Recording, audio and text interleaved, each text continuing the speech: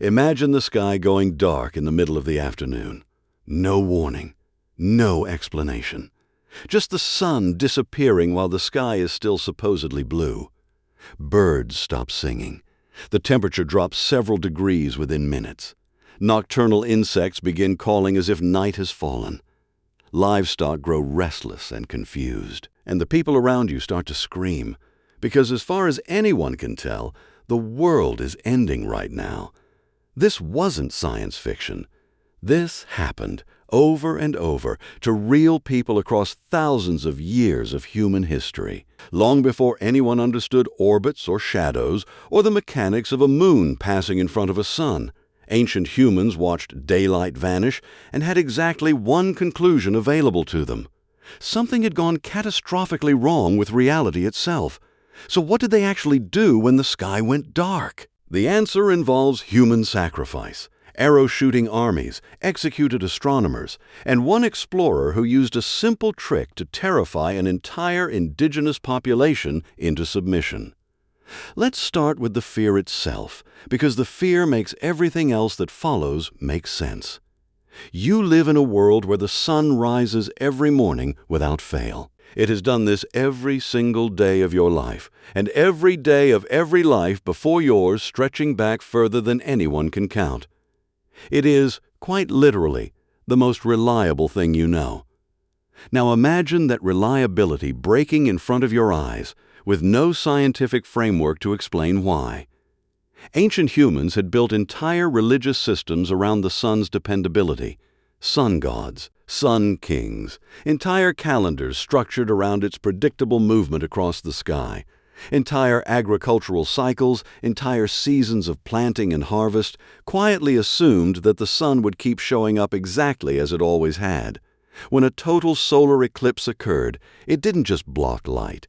It broke the single most trusted pattern in the ancient world. Astronomer Duncan Steele has spent years cataloging historical eclipse records across cultures, tracing how different civilizations reacted when the sky suddenly went dark. What he found again and again was the same underlying pattern.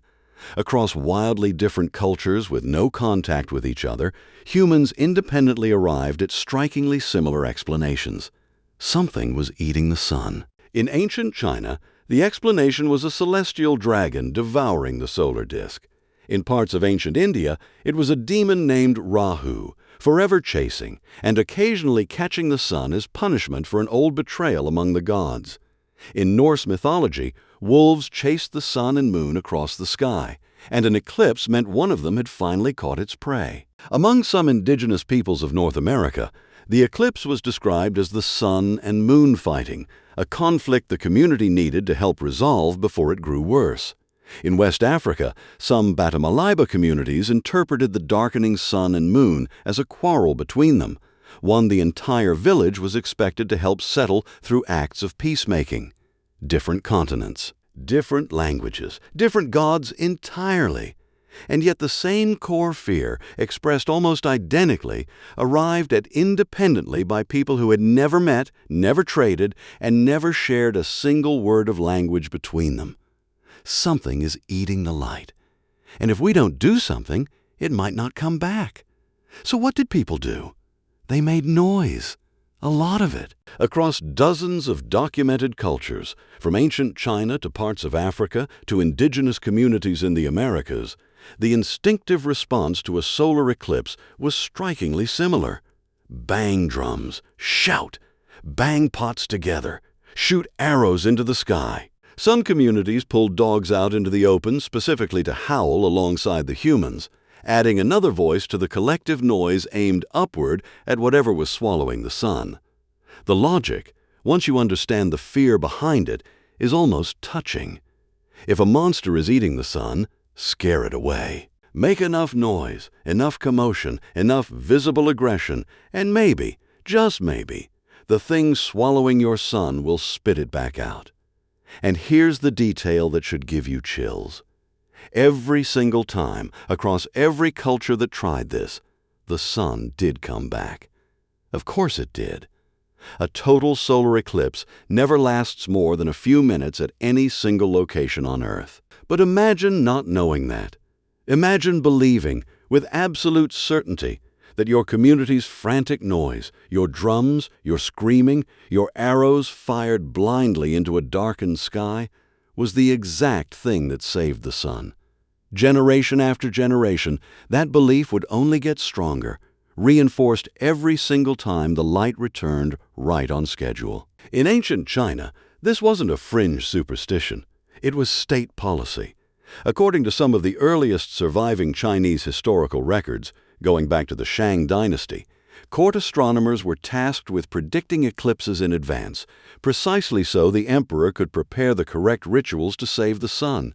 This wasn't optional entertainment. It was considered essential to the survival of the empire itself. And failure had consequences. Ancient Chinese texts describe two royal astronomers, Shi and Ho, who allegedly failed to predict an eclipse in time.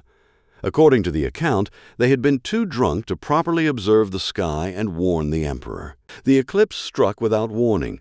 Panic spread through the capital, and the two astronomers were executed for their failure. Whether every detail of that specific account holds up to modern scrutiny is debated among historians. But the underlying message wasn't subtle. Predicting when the sun might vanish wasn't just useful knowledge. It was a matter of life and death, quite literally, for the people whose job it was to know. Here's where the story takes a genuinely strange turn. Not every ancient culture treated the eclipse as pure catastrophe. The Greek historian Herodotus recorded one of the most remarkable eclipse stories in the ancient world. Around 585 BCE, two rival kingdoms, the Lydians and the Medes, had been locked in a brutal war for 5 years with no end in sight, exhausting both sides through repeated indecisive battles. According to Herodotus, in the middle of a fierce battle, the sky suddenly went dark in the middle of the day, with no warning to either army. Both armies stopped fighting immediately. Weapons reportedly fell from soldiers' hands.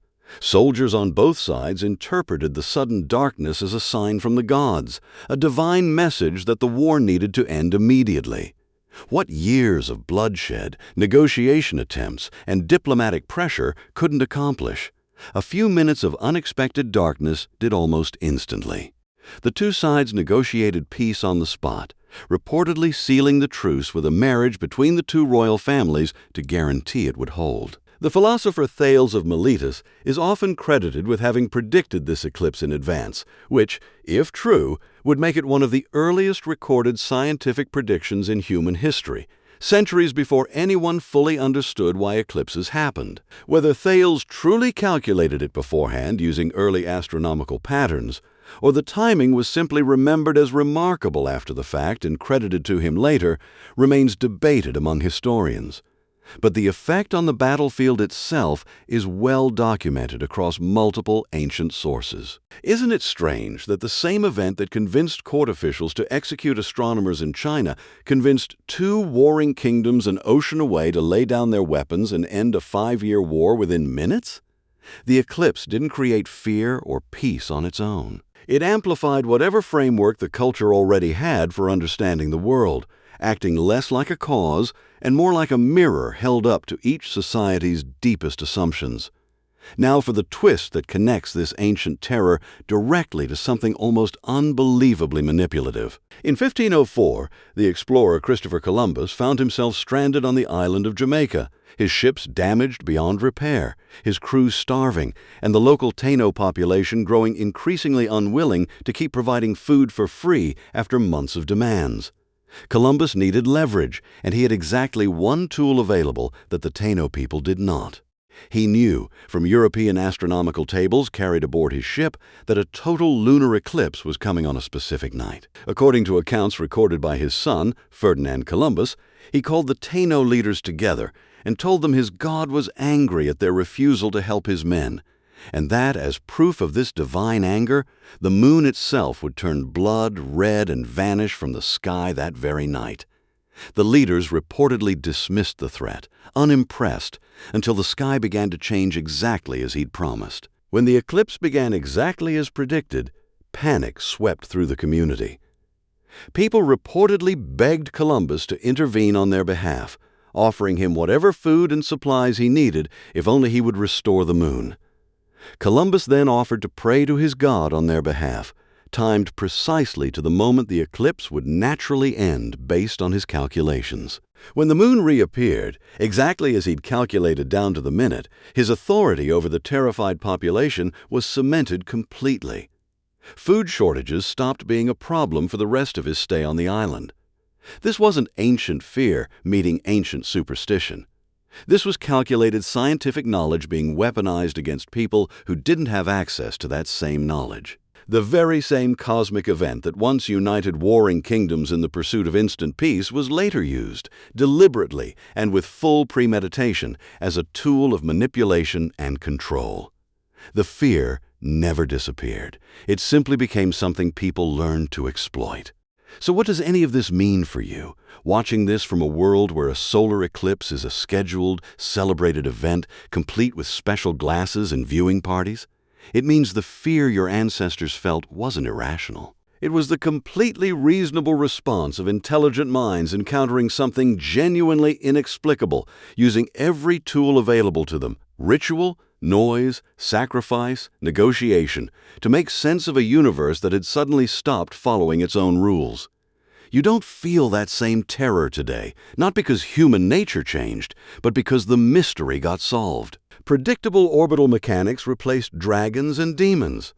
Duncan Steele's own research into historical eclipse catalogs exists precisely because modern astronomers can now calculate, to the minute, when the next one will occur, sometimes centuries in advance. But next time you put on a pair of eclipse glasses and watch the sky darken in the middle of the day, pay attention to that small, primal flicker in your chest. The slight unease as daylight fades unnaturally. The instinct, buried impossibly deep, to look around and make sure everyone else sees it too. That flicker is real. It's ancient. And for most of human history, it was the only warning your ancestors ever got that something was about to try to eat the sun.